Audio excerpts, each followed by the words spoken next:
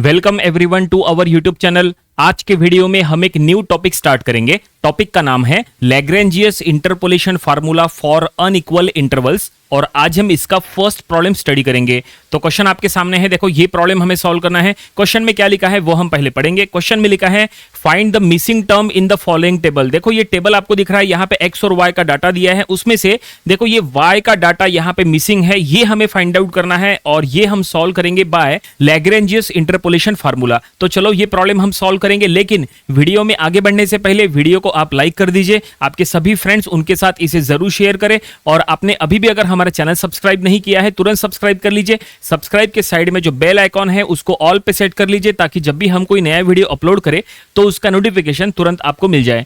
तो ये जो प्रॉब्लम है इसमें हमें इनडायरेक्टली क्या फाइंड आउट करना है, मिसिंग टर्म फाइंड आउट करना है। देखो यहां लिखा है फाइंड द मिसिंग टर्म। अब ये मिसिंग टर्म्स वाले प्रॉब्लम जो है ये दो टाइप के होते हैं। यहां लिखा है फाइंड द मिसिंग टर्म। देखो यहां पे ये x के लिए y का डाटा क्या है ये हमें फाइंड आउट करना है, यहां पे ये टर्म मिसिंग है। देखो जैसा हमने कहा जो मिसिंग टर्म वाले प्रॉब्लम्स होते हैं वो दो टाइप के होते हैं। फर्स्ट टाइप होता है for equal intervals and second type होता है फॉर अनइक्वल इंटरवल्स। इसके पहले ऑलरेडी हमने फॉर इक्वल इंटरवल्स के कुछ वीडियोस बनाए थे, उसमें कुछ प्रॉब्लम्स लिए थे, वो वीडियोस आप देख लीजिएगा और वो हमने सॉल्व किए थे बाय फॉरवर्ड डिफरेंस टेबल। लेकिन यहां पे ये जो प्रॉब्लम है ये फॉर अनइक्वल इंटरवल है। कैसे समझ में आएगा कि ये अनइक्वल इंटरवल है? तो ऐसे में आपको x का डाटा चेक करना है। x का डाटा या तो इक्वल इंटरवल में होता है या तो अनइक्वल इंटरवल में होता है। देखो यहां पे हम चेक करेंगे क्या है x का वैल्यूज क्या है, 1 3 4 5। यहां पे 1 2 3 4 5 ऐसा है क्या? नहीं, 1 3 है। इसका मतलब यहां पे गैप जो है यहां पे 2 का गैप हो गया, जबकि यहां पे 3 4 5 में भली 1 का गैप है। इट मींस ये जो है ये अनइक्वल इंटरवल है। अगर 1 2 3 4 5 सभी के बीच में अगर 1 इंटरवल का गैप है, इट मींस सभी के बीच में अगर इक्वल इंटरवल है तो फिर वो होता है फॉर इक्वल इंटरवल।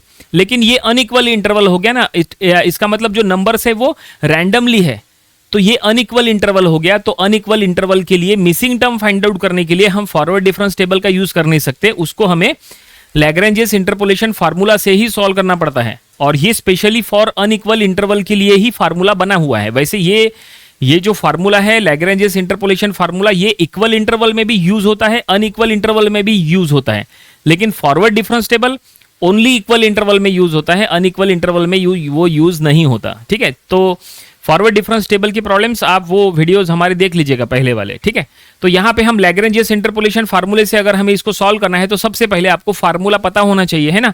तो चलो आपको फार्मूला बता देते हैं पहले कि लैग्रेंजियस इंटरपोलेशन फार्मूला क्या है। तो ये देखिए ये फार्मूला बहुत ही बड़ा फार्मूला है, ये इतना बड़ा फार्मूला है कि आप उसको याद कर नहीं सकते, लेकिन ये प्रॉब्लम्स इसके प्रॉब्लम्स जो है सॉल्व करने की टेक्निक बहुत आसान होती है। देखो फार्मूला बहुत बड़ा है, इसको याद करना आसान नहीं है, लेकिन इसको अप्लाई करना बहुत आसान है। कैसे? देखो यहाँ पे क्या लिखा है, फार्मूला जो है यहाँ पे ऐसा लिखा है late y0 y1 y2 up to yn, जो कि y की वैल्यूज रहेंगी ना। यहाँ लिखा है are the values of y यानी f of x at x is equal to 0 x is equal to x0 x1 x2 up to xn। मतलब ये x की वैल्यूज और उसके लिए ये रिस्पेक्टिव y की वैल्यूज। x की वैल्यूज है x0 x1 x2 x3 up to xn and y की वैल्यूज है y0 y1 y2 y3 up to yn। ठीक है, ऐसा होता है। तो ऐसे में अगर आपको y फाइंड आउट करना है, इट मींस अगर आपको f of x find out करना है, तो ऐसे में यहां पे देखो फार्मूले में क्या लिखा है, बहुत सारे फ्रैक्शन है, इसमें आप अनगिनत फ्रैक्शन तैयार कर सकते हैं जितना डाटा दिया है उसके अकॉर्डिंग। ठीक है, यहां पे लिखा है ये पहला फ्रैक्शन, ये दूसरा फ्रैक्शन, ये तीसरा फ्रैक्शन और ये लास्ट में फ्रैक्शन है और ये यहां देखो क्या लिखा है प्लस एंड सो ऑन। आप नंबर ऑफ फ्रैक्शन तैयार कर सकते हैं, डिपेंड करता है कि x का डाटा कितना दिया है। जितना x का डाटा दिया रहेगा, y का डाटा दिया रहेगा, उसके अकॉर्डिंग जो है उतने फ्रैक्शन बढ़ते जाएंगे। ठीक है, जरूरी नहीं है कि हर प्रॉब्लम में 4 फ्रैक्शन बनाओ या हर प्रॉब्लम में 5 फ्रैक्शन बनाओ या 2 फ्रैक्शन बनाओ, वो डिपेंड करता है कि कितनी एंट्रीज दी है, x की वैल्यूज कितनी दी है उसके अकॉर्डिंग। ठीक है, चलो बताते हैं यहाँ पे क्या लिखा है। देखो न्यूमरेटर में लिखा है x minus x1 x minus x2 up to x minus xn और उसके डिनोमिनेटर में है x0 minus x1 x0 minus x2 up to x0 minus xn into y0। Second fraction की अगर बात करें तो यहाँ पे देखो न्यूमरेटर में चेंज देखो कहां पे है, यहां पे था x minus x1 x minus x two, अब यहाँ पे है x minus x zero, x minus x two, मतलब जो कॉमन है वो क्या है, x है। देखो इसमें भी x है, इसमें भी x है, इसमें भी x है, इसमें भी x है। याद करना आसान है। देखो सुनो कैसे याद करना, अगर आप प्रॉपर्ली चेक करेंगे ना तो ये जो फ्रैक्शन है ये x जीरो के लिए बना है। क्या कहा, x जीरो के लिए बना है। तो अगर ये फ्रैक्शन x जीरो के लिए बना है तो डिनोमिनेटर में चेक करो, ये देखो x zero minus x one, x zero minus x two, है ना, and so on, x zero minus x n. यहाँ पे देखो x जीरो है, ये x जीरो है, इसका मतलब डिनोमिनेटर में हमेशा x zero minus x zero minus x zero minus ऐसा रहेगा। नेक्स्ट वाला ये जो फ्रैक्शन है ये x1 के लिए बना है। अगर ये x1 के लिए बना है तो इसके डिनोमिनेटर में देखो x1 minus x zero, x1 minus x two, x1 minus x one minus x one minus ऐसा आएगा। ये जो फ्रैक्शन है ये x2 के लिए बना है। देखो डिनोमिनेटर में x2 minus x two minus x two minus, ठीक है ना, इस तरह से। तो आप नंबर ऑफ फ्रैक्शन तैयार कर सकते हैं, x1 के लिए, x2 के लिए, x3 के लिए, x4 के लिए, x5 के लिए, ऐसा। ये डिनोमिनेटर में हो गया। लेकिन डिनोमिनेटर में स्पेशल क्या है वो भी सुनो। डिनोमिनेटर में स्पेशल ये है, जैसे यहाँ x0 माइनस x1 है, x0 माइनस x2 है, x0 माइनस x3 है, x0 माइनस x4 है। डिनोमिनेटर में x0 माइनस x0 नहीं है। देखो यहाँ डिनोमिनेटर में x0 माइनस x0 है क्या, नहीं है। तो ये बात का आपको ध्यान रखना है। यहाँ पे भी देखो डिनोमिनेटर में x1 माइनस x0 है। देखो x1 minus x0, x1 minus x1 है क्या, नहीं है। x1 माइनस x2 है, x1 माइनस x1 नहीं है। अगर आप x1 माइनस x1 करेंगे तो जीरो हो जाएगा, ये पूरा इन्फिनिटी में चले जाएगा, ठीक है ना। तो ये बात का ध्यान रखना है कि x1 minus x0, x1 minus x2 and so on. x1 minus x1 नहीं आएगा। यहाँ पे भी देखो x2 माइनस x2 नहीं आएगा, ठीक है। x3 माइनस x3 नहीं आएगा। ये बात का आपको ध्यान रखना है। न्यूमरेटर में भी उसी टाइप से देखो, यहाँ पे न्यूमरेटर में अगर आप प्रॉपरली चेक करेंगे तो ये जो फ्रैक्शन है जो हमने कहा था कि x0 के लिए है, तो न्यूमरेटर में x0 कहीं पे भी नहीं मिलेगा। देखो न्यूमरेटर में आपको x0 नहीं मिलेगा। ये जो फ्रैक्शन है ये x1 का फ्रैक्शन है, तो न्यूमरेटर में आपको कहीं पे भी x1 नहीं मिलेगा। यहाँ पे देखो ये फ्रैक्शन x2 का है, तो न्यूमरेटर में आपको x2 नहीं मिलेगा। देखो यहाँ कहीं x2 है क्या, नहीं है। इस तरह से तो ये बातें ध्यान में रखना है, तो आपको जो है प्रॉब्लम सॉल्व करते समय चेक करने में आसानी होगी कि आपने किस तरह से सॉल्व किया है। और जो हमने कहा था कि ये फ्रैक्शन x0 के लिए है, तो x0 का रिस्पेक्टिव y का वैल्यू क्या होगा, y0। तो ये फ्रैक्शन को मल्टीप्लाई करना है y0 से। जो हमने कहा था कि ये फ्रैक्शन x1 के लिए है, तो उसका रिस्पेक्टिव y का वैल्यू क्या होगा, y1। तो देखो इसको, ये फ्रैक्शन को y1 से मल्टीप्लाई किया है। उसी तरह से ये फ्रैक्शन को हमने कहा था कि ये x2 का फ्रैक्शन है, तो x2 का रिस्पेक्टिव y का वैल्यू क्या होगा, y2। तो इसको y2 से मल्टीप्लाई किया है एंड सो ऑन, ठीक है, इस तरह से। तो ये फार्मूला हमने पूरी तरह से आपको लैग्रेंजियस इंटरपोलेशन फार्मूला आपको एक्सप्लेन करके दे दिया है। और ये फार्मूला आप अनइक्वल इंटरवल में आप यूज कर सकते हैं। वैसे इक्वल इंटरवल में भी यूज किए तो भी चलता है, अनइक्वल इंटरवल में भी यूज किए तो भी चलता है। दोनों में जो है आंसर आता है और सेम आंसर आएगा, कोई प्रॉब्लम नहीं है, ठीक है। तो ये प्रॉब्लम आपके सामने है। एग्जाम में अगर कोई कभी ऐसा प्रॉब्लम आता है और आपने अगर चेक कर लिया कि x की वैल्यूज इक्वल इंटरवल में है, तो आपको सॉल्व करने के लिए दो ऑप्शन हो जाते हैं, या तो फॉरवर्ड डिफरेंस टेबल से सॉल्व करो या तो लैग्रेंजियस इंटरपोलेशन से सॉल्व करो, अगर इक्वल इंटरवल में है तो।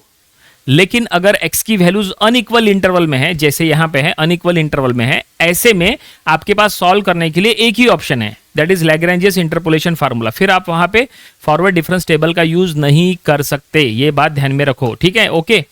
तो चलो अब फाइनली प्रॉब्लम सॉल्व करेंगे हम बाय लैग्रेंजियस इंटरपोलेशन फार्मूला। तो हम यहां पे लिख लेंगे इसको, यहां पे बाय लैग्रेंजियस इंटरपोलेशन फार्मूला।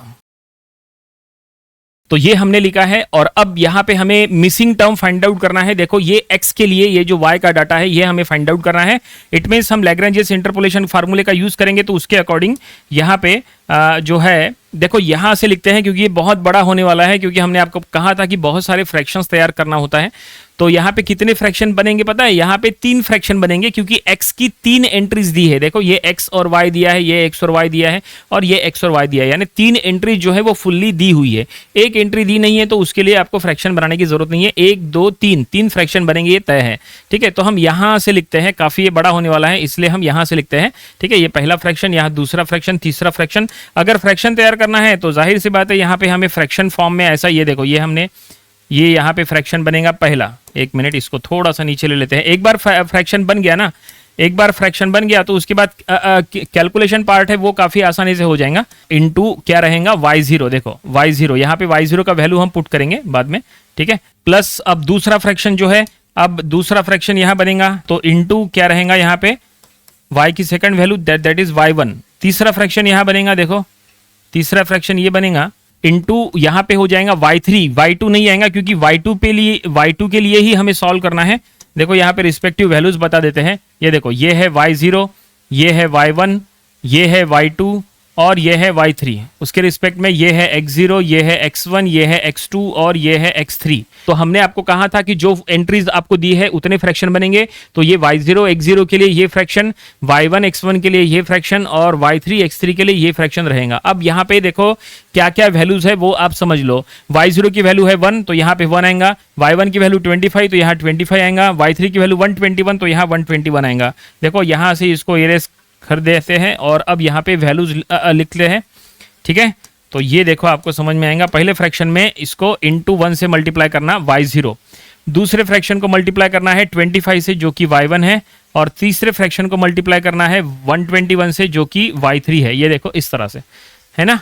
अब देखो यहाँ पे जो हमने आपको फार्मूला बताए थे उसके अकॉर्डिंग फार्मूला कहाँ है, देखो फार्मूले के अकॉर्डिंग हमने आपको क्या था इसमें कॉमन क्या है, देखो न्यूमरेटर में x माइनस, यहाँ पे भी x माइनस है, हर जगह न्यूमरेटर में x माइनस है। तो x मतलब क्या रहेगा यहाँ पे, तो x मतलब यहाँ पे रहेगा, ये देखो यहाँ पे हमें क्या फाइंड आउट करना है, यहाँ पे मिसिंग टर्म फाइंड आउट करना है। x की वैल्यू के लिए ये y का क्या वैल्यू है, मतलब x का वैल्यू क्या है 4, मतलब x का वैल्यू यहाँ 4 है, ये कंफर्म है।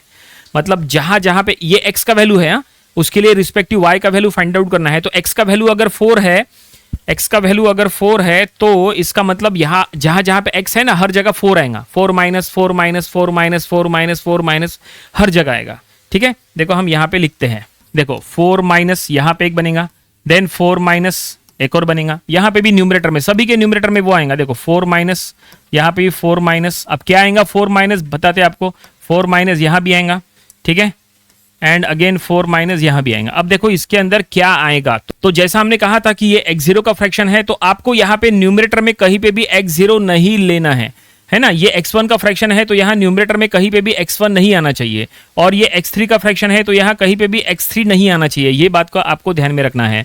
और यहाँ पे जो 4 माइनस है, ये देखो ये जो 4 है, 4 यानी क्या है, 4 मतलब ये है, ये देखो 4 मतलब ये है x की वैल्यू। तो आपको क्या करना है 4 माइनस 3 4 माइनस 5, ठीक है ना, मतलब ये x minus x1 x minus x3 ऐसा करना है। तो देखो 4 माइनस 3 यहाँ पे 4 माइनस 3 एंड 4 माइनस 5, ठीक है, यानी indirectly x minus x1 x minus x3, ठीक है ना, x minus x1 and x minus x3 ऐसा है ना। ये x माइनस x0 नहीं, क्योंकि हमने कहा था न्यूमरेटर में आपका x0 नहीं आना चाहिए, यहाँ न्यूमरेटर में x1 नहीं आना चाहिए, तो ये आपको ब्लॉक करना है, इसको ब्लॉक करना है, x माइनस 3 x माइनस 5, ठीक है। तो ये हमने न्यूमरेटर में लिखे। यहाँ पे क्या आएगा, यहाँ पे ये x है। अब आप देखो ये कौन सा फ्रैक्शन है, ये x1 वाला फ्रैक्शन है, तो अगर ये x1 वाला फ्रैक्शन है तो यहाँ x1 का 3 नहीं आना चाहिए, है ना। अगर आपको x1 का 3 यहाँ पे नहीं लेना है तो फिर आपको क्या लेना है, x minus x0 x minus x5, ये देखो x minus x0 x minus x5 ऐसा लेना है, ठीक है। तो यानी 4 माइनस 1 4 माइनस 5 ऐसा लेना है। तो हम यहाँ लिख लेंगे 4 माइनस 1 4 माइनस 5 इस तरह से, समझे। और अब यहाँ पे ये x3 का फ्रैक्शन है, मतलब यहाँ पे x3 का टर्म नहीं आना चाहिए, मतलब 5 यहाँ पे 5 नहीं आना चाहिए। तो फिर आप क्या करेंगे, ये तो आपको क्या करना है, आपको यहाँ पे 4 minus x0 4 minus x minus x0 x minus x1 यानी 4 माइनस 1 4 माइनस 3, तो यहाँ पे 4 माइनस 1 4 माइनस 3, ये देखो, ठीक है। यहाँ तक समझ में आया। तो आपको जो है वो ध्यान में रखना है कि कहाँ पे क्या लिखना है, फार्मूले के अकॉर्डिंग चल रहे हैं हम। देखो x minus x1 x minus x2 है ना, x minus x0 x minus x2 x minus x0 x minus x1 इस तरह से। तो यहाँ पे x0 नहीं है, यहाँ पे x1 नहीं है और यहाँ पे x2 नहीं है न्यूमरेटर में। ये बात का आपको ध्यान रखना है, वही हमने यहाँ की है। देखो यहाँ पे x0 नहीं है यानी 1 नहीं है, देखो x0 1 है, यहाँ पे x1 नहीं है यानी 3 नहीं है, ठीक है, और यहाँ पे x3 नहीं है मतलब 5 नहीं है, ठीक है, x3 यानी 5 वो यहाँ पे नहीं है। इस बात का आपको ध्यान रखना है। ओके, अब डिनोमिनेटर में क्या लिखना है, तो डिनोमिनेटर में यहाँ पे कॉमन क्या है, देखो ये x0 का फ्रैक्शन है तो यहाँ x0 माइनस x0 माइनस है, ये x1 का फ्रैक्शन है तो x1 माइनस ऐसा है। तो यहाँ पे भी बिल्कुल वही करना है। ये x0 का फ्रैक्शन है तो x0 में क्या वैल्यू है, x0 में वैल्यू है 1, तो आपको क्या लिखना है यहाँ पे 1 माइनस ऐसा करना है।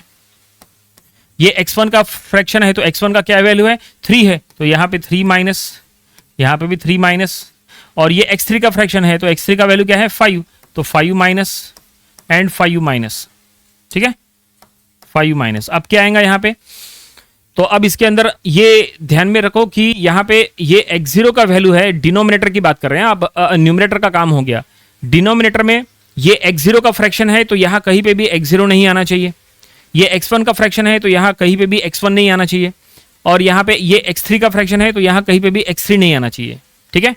तो यहाँ पे देखो यहाँ पे 1 माइनस 3 एंड 1 माइनस 5, ये देखो ये हमने क्या किए x0 माइनस x1 किए एंड x0 माइनस x3 किए, ठीक है, मतलब 1 माइनस 3 1 माइनस 5, इस तरह से 1 माइनस 1 लिख नहीं सकते, 1 माइनस 1 लिखे तो x0 माइनस x0 हो जाएगा, तो पूरा फिर वो इन्फिनिटी में चले जाएगा, ठीक है। उसी तरह से यहाँ पे ये 3 माइनस यानी x1 के लिए सॉल्व कर रहे तो 3 माइनस 1 3 माइनस 5, तो 3 माइनस 1 3 माइनस 5। इसमें आप चीज एक याद रख सकते हैं, देखो न्यूमरेटर में जो माइनस में है ना वही टर्म नीचे है, देखो यहाँ पे भी 3 5 है, यहाँ पे भी 3 5 है, ये याद करना आसान है, यहाँ पे भी 1 5 है, यहाँ पे भी 1 5 है, वही होगा, यहाँ पे भी 1 आएगा, यहाँ पे ऊपर 1 है तो नीचे 1, ऊपर 3 है तो नीचे 3, तो याद करना आसान है, ज्यादा डिफिकल्ट नहीं है इस तरह से। तो फाइनली तीनों फ्रैक्शन पूरे हो चुके हैं, बस इसको कैलकुलेटर में सॉल्व करो, देखते हैं इसका क्या आंसर आता है। तो ये पहला कैलकुलेटर में हम पुट करेंगे, या तो आप इसको स्टेप वाइज सॉल्व करो, कोई दिक्कत नहीं है, अगर आपको स्टेप वाइज सॉल्व करना है 4 माइनस 3 1, 4 माइनस 5 ऑफ -1, ये -1 हो जाएगा, और डिनोमिनेटर में ये -2 और ये -4, ठीक है ना, इंटू 1, ओके। देन उसके बाद यहाँ पे आप करेंगे ये 4 माइनस 1 ये 3, देन ये -1, देन ये 2, ये -2 इंटू 25, ठीक है, प्लस ये हो जाएगा 3, देन 1, देन 4, देन 2 इंटू 121, है ना, इस तरह से, ओके।